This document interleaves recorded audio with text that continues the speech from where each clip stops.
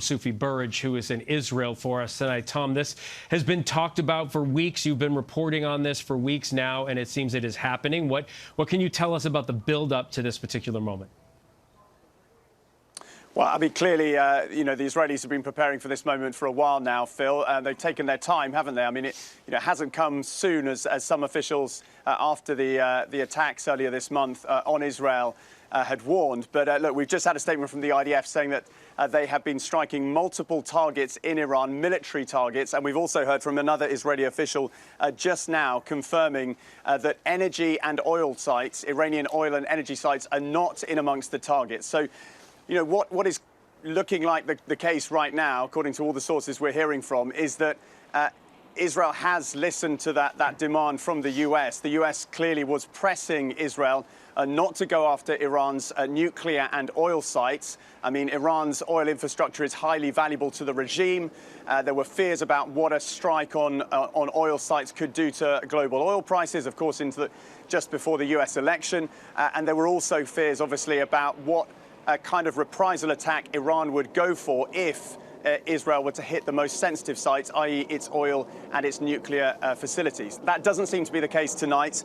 We're getting reports from an Iranian news agency saying there are multiple explosions coming out of the Tehran area. We don't know the precise nature of the strikes, the precise targets at this stage, but Israeli officials are underlining that they have gone after military targets.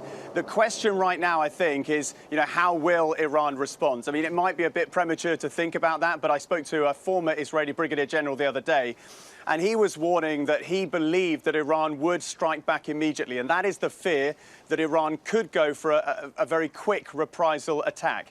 It will depend on the scale and nature of the Israeli strikes. It will potentially, as the Iranian officials have indicated to some media outlets in the last 24, 48 hours, it could depend on how many fatalities there are in these strikes and what exact assets, how prized are the assets to the Iranian regime that Israel is hitting tonight.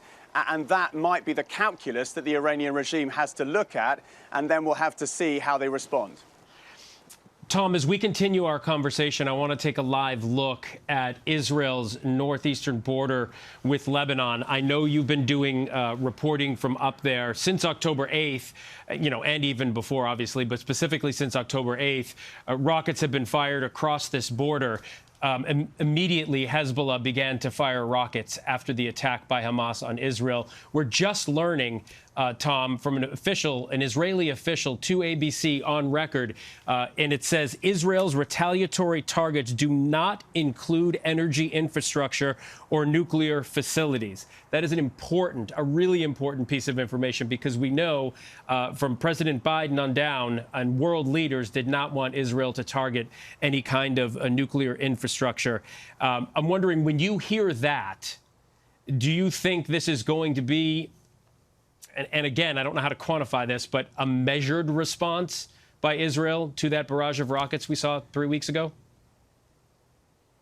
Well, it certainly looks like Israel has gone for some kind of measured response here. I mean, look, I think I've read Prime Minister Netanyahu's recent autobiography, and we know for a number of years that he personally has wanted to go after Iran's nuclear program. He's wanted to take it back, degrade it. He's wanted to strike it.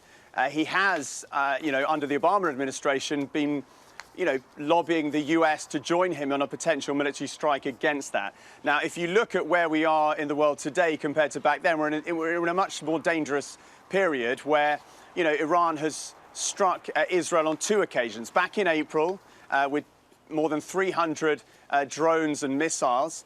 And then, obviously, at the beginning of the month, with about 200 ballistic missiles, a completely unprecedented attack. Those were the 2 first attacks by Iran directly on Israeli soil.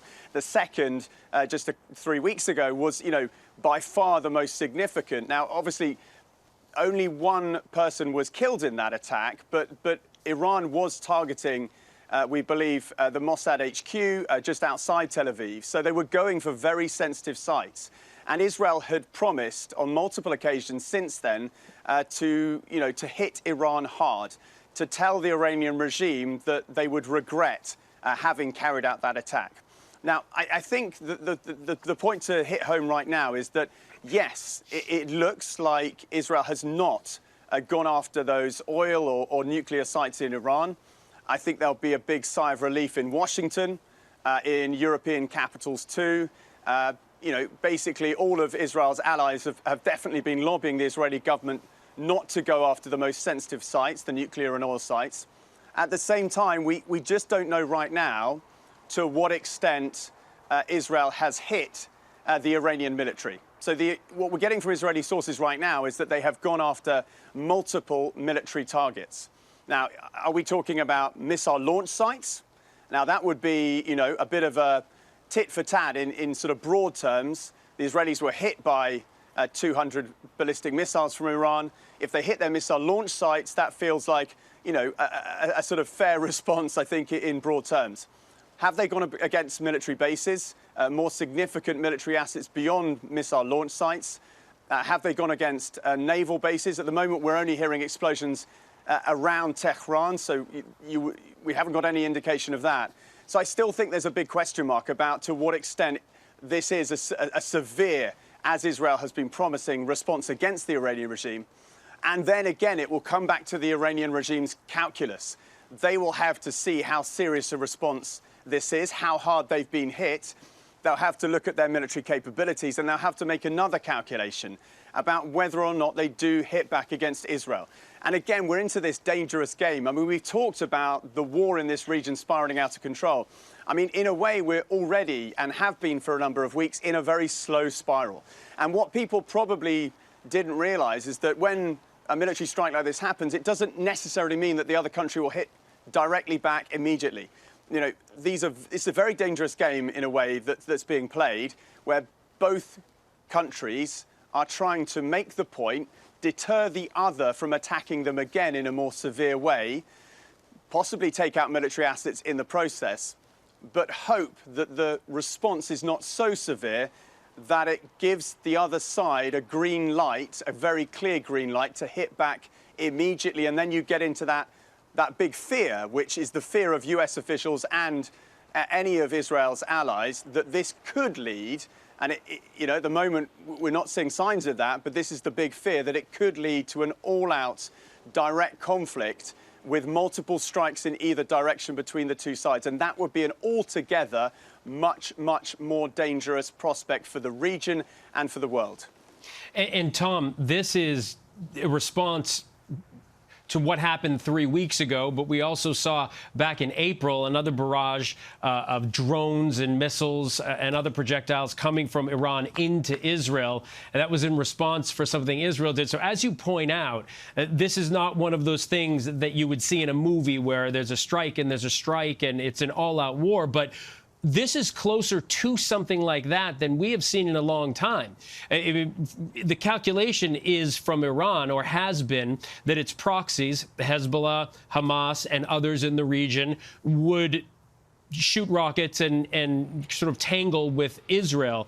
But in April, Iran said directly, we are going to attack Israel. And since then, the world has been on edge. So even though it takes, as you point out, weeks for a response, as this did, this really is, as you say, we are kind of spiraling in that direction in this part of the world. We are. There is that risk, definitely. And I think, let's look back to April, Phil, and put tonight's strike, even though we have limited knowledge about it, what we know into context. We have to read the signs at this point and just what we've got from official sources. But if you think back to April, I was here just after Iran launched that massive barrage of missiles and drones at Israel. And then Israel responded a few days afterwards, and they hit, but we didn't get exactly the precise details from precise sources, but we know that air defense systems close to nuclear sites near the Iranian city of Isfahan were hit somehow, but by the Israeli military. And, that was a measured response, but it clearly sent a signal to the Iranian regime that, look, we can take out your air defenses right next to your sensitive sites, AKA we can also take out your most sensitive sites if we want to. Now, you wind the clock on to tonight and look at exactly what information we have right now, And if we're seeing explosions around Tehran, that suggests to me that tonight's response from Israel is much more significant. But we'll have to wait and see the full extent of it and exactly what targets Israel has gone after. Yeah, and we know it can take some time to figure that out. Tom Sufi Burridge from Tel Aviv. Tom, thank you.